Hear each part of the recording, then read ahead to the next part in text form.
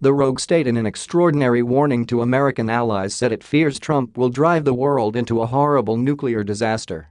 Click to share on WhatsApp, opens a new window. Click to share on Facebook, opens a new window. Click to share on Twitter, opens a new window. Despot's ruler Kim Jong-un has sent an extraordinary letter to Australia warning that its Western ally Donald Trump will end up destroying the world.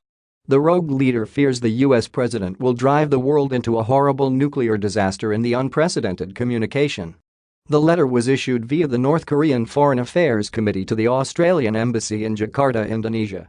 It is an unusual step for the ultra-secretive state to contact countries in this way, as most communication is via its news agency KCNA.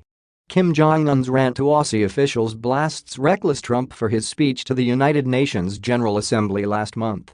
Trump threatened to totally destroy the DPRK, a dignified, independent, and sovereign state and a nuclear power, said the letter, which was published by the Sydney Morning Herald.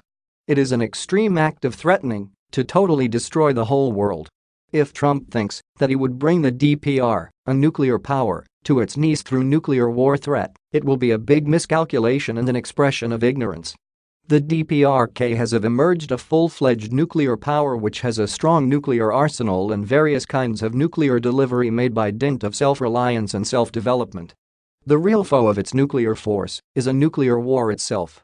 An olive branch is extended to countries loving independence, peace and justice, urging them to discharge their mission. It notes that Australia has the assurances of its highest consideration. Today, Australian Prime Minister Malcolm Turnbull told Melbourne Radio 3AW that the letter was sent to a lot of other countries at the end of last month. Foreign Minister Julie Bishop said the communication was clear sign that international diplomatic pressure and economic sanctions on North Korea over its nuclear program and repeated missile tests was working. UN Security Council resolutions, backed by Russia and China, along with Trump's robust strategy, were having an impact on the regime, she said. Mrs. Bishop told the Sydney Morning Herald, "This is the first letter that we can find that any Australian foreign minister has received from North Korea. It's an open letter. This is not how they usually send messages around the world. I read this as showing that the collective strategy of allies and partners to impose maximum pressure and diplomatic and economic sanctions on North Korea is working. This is a very unusual step of issuing an open letter of this character." In the latest military show of force, 2 U.S. Air Force supersonic heavy bombers were flown from the American base on Guam over the Korean peninsula. North Korea had threatened to fire missiles towards the U.S. Pacific Island territory. White House Chief of Staff John Kelly said there's great concern about Americans who live in Guam.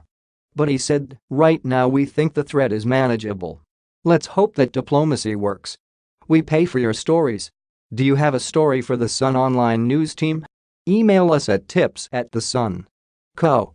Or call 0207-782-4368. We pay for videos too. Click here to upload yours.